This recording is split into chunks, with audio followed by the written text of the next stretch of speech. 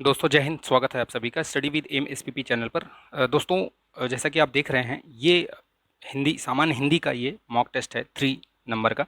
ठीक है, इसके पहले 2 ऑलरेडी मैंने करवा दिए हैं और प्लेलिस्ट बनी हुई है, लेखपाल की एक प्लेलिस्ट बनी हुई है चैनल पर। उस पर देख लीजिए, 15-20 वीडियोज़ हैं। अगर आप उसको देखेंगे तो निश्चित तौर पर आपको बहुत फ़ायदा होगा।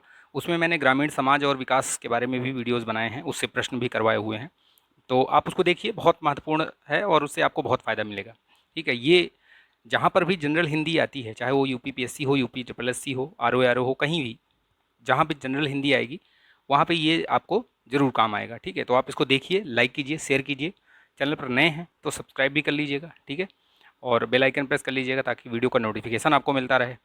देखिए, कल मैंने जो एक वीडियो बनाया था पीटी वाला, तो पीटी वाले में आप लोग उसको बहुत कायदे से पढ़ के, नोटिफिकेशन पढ़ के ही फॉर्म भरिएगा। ठीक है, गलती ना हो, क्योंकि एक बार गलती हो गई तो फिर आप फॉर्म रिजेक्ट हो जाएगा और पता भी नहीं चलेगा। और अगर मान लो कोई गलती हो भी जाती है तो उसमें आपको ये मॉडिफिकेशन का जो है, मॉडिफाई करने का आपको ऑप्शन है, तो उसमें आप जाके कर सकते हैं। ठीक है, मॉडिफाई उसमें सिर्फ आपका ईमेल, मोबाइल नंबर, ये सब नहीं होगा। बाकी फ़ोटो या कुछ आपको कुछ डाटा भरना है, भूल गए या जो भी हुआ, गलत भर दिया, सिग्नेचर, फ़ोटो, ये सब आप उसमें मॉडिफाई कर सकते हो। ठीक है, तो उसको देख के बहुत ध्यान से करिएगा। ठीक है, चलिए शुरू करते हैं इस वीडियो को विदाउट एनी डिले। बहुत तेज़ी से कर लेंगे इसको। देखिए, इसमें पहला जो क्वेश्चन है, अबलव नसानी अबना न सही हों, राम कृपा भव निशा सिरानी, जागे फिर न डसई हों। ये तुलसीदास जी की पंक्तियां हैं। राम की भक्ति यहाँ पे कर रहे हैं, उनको गुणगान बता रहे हैं। तो ये पूछा है यहाँ पे कौन सा रस है, तो ये शांत रस है। ठीक है, आजन्म में कौन सा समास है, तो आजन्म जो है अव्यय भाव समास है, ध्यान रखिएगा।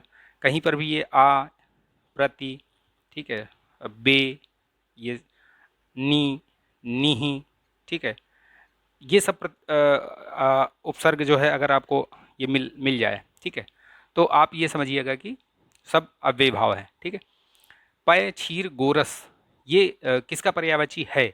पय क्षीर गोरस किसका पर्यायवाची है? ये सब दूध का पर्यायवाची है। ठीक है, याद रखिएगा इसको। ठीक है, किसका पर्यायवाची है? दूध का।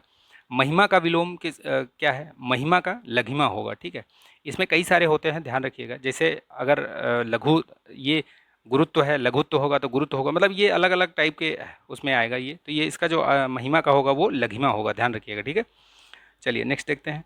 निम्नलिखित में से कौन सा तत्सम शब्द है? तो अक्षत, अच्छत, अचरज, अक्षर, अक्षत। देखिए, यहीं से आपको पता चल जाएगा ये दोनों में से ही कि ये वाला सही है। ठीक है, तत्सम है। ऐसा वाक्यांश जो सामान्य अर्थ का बोध न कराकर किसी विलक्षण अर्थ की प्रतीति कराए, वो क्या कहलाता है? मतलब आप जो पढ़ रहे हैं उसको छोड़ करके, जो आपने देखा सामान्य अर्थ छोड़कर किसी विलक्षण अर्थ की अर्थ का वो बोध कराए, तो वो क्या कहलाता है? मुहावरा कहलाता है। और क्या बोलते नहीं है? आपने पढ़ा, कोई मुहावरा पढ़ा तो उसमें अ, देखते हैं कि वो कुछ और ही अर्थ निकलता है उसका। ठीक है, चलिए, 9 दिन चले 2.5 कोस, इस लोकोक्ति का अर्थ क्या है? 9 दिन चले 2.5 कोस, तो इसका अर्थ क्या है? अधिक समय में कम काम करना। ठीक है, देखिए इसमें ये वाला जो ऑप्शन है, अधिक समय में कम काम करना। ठीक है, डी वाला। शांत रस का स्थायी भाव क्या है? शांत रस का स्थायी भाव क्या है? जो शांत रस होता है, सभी का स्थायी भाव, स्थायी रस जो है वो याद रखिएगा। ठीक है, वैसे उसका सम होता है, निर्वेद माना गया है। ठीक है, शांत रस का। ठीक है, याद रखिएगा। अव्यय भाव समास का उदाहरण यथाशक्ति का सही विग्रह क्या है? यथाशक्ति अव्यय भाव समास है, तो इसका मतलब क्या हुआ? शक्ति के अनुसार, या जितनी शक्ति है, या क्या है इसमें? तो ये होगा शक्ति के अनुसार। ठीक है, आपकी जैसी यथाशक्ति है तथा भक्ति, ऐसे करके बोलते हैं ना। निम्नलिखित में से कौन सा पक्षी का पर्यायवाची नहीं है? द्विज है, ठीक है, विहंग भी है, ठीक है, पखेरु भी है, अस्म नहीं है। अस्म ये पत्थर का पर्यायवाची है। ठीक है, किसका है? पत्थर का, ध्यान रखिएगा। चिंता, जिसकी चिंता न किया जा सके, तो जिसकी चिंता न किया जा सके क्या है? वो अचिंत्य है। ठीक है, याद रखिएगा, क्या है? अचिंत्य। कौन सा वाक्य शुद्ध है? देखिए, बेटी पराये घर का धन होती है, बेटी पराये घर का धन होता है, तो ये तो वैसे ही गलत हो गया। बेटी पराया घर का धन होती है, ये भी गलत है। बेटी पराया घर का धन होता है, ये भी गलत है। तो एक ही जो इसमें है आपको वो शुद्ध मिल जाएगा। आचार्य अभिनव गुप्त और मम्मट के अनुसार रसों की संख्या कितनी है? तो कितने रस हैं इन इन दोनों के अनुसार? कितने हैं? 9 रस हैं। ठीक है, याद रखिएगा, 9 रस, ध्यान दीजिएगा, इसको याद कर लीजिएगा, बहुत महत्वपूर्ण महत्वपूर्ण प्रश्न है ये। उत्तम का विलोम क्या होगा? उत्तम का, तो उत्तम का विलोम, आप ये ऐसे लग रहा है आपको इसमें से कई सारे चीज़ आपको सेम लगेंगे, ठीक है, तो अधम होगा इसमें, ठीक है। निकृष्ट भी आपको लग रहा होगा, लेकिन अधम है, उत्तम का अधम। जो स्त्री सूर्य भी नहीं देख पाती है, तो ये क्या है? असूर्य पश्या, ठीक है, असूर्य पश्या, ठीक, ध्यान रखिएगा।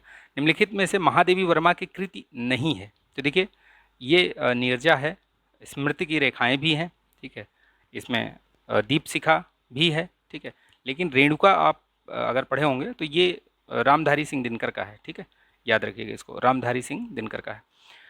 निम्नलिखित में से कौन सी भारतेंदु हरिश्चंद्र की कृति नहीं है? तो देखिए इसमें कौन सी नहीं है? भारत दुर्दशा है ही है, प्रेम मल्लिका है, प्रेम माधुरी है, ये साहित्य सुमन है क्या? साहित्य सुमन नहीं है, ये बालकृष्ण भट्ट का है, ये ललित निबंध है ये, ठीक है, साहित्य सुमन बालकृष्ण भट्ट, याद रखिएगा, ठीक है, बालकृष्ण भट्ट।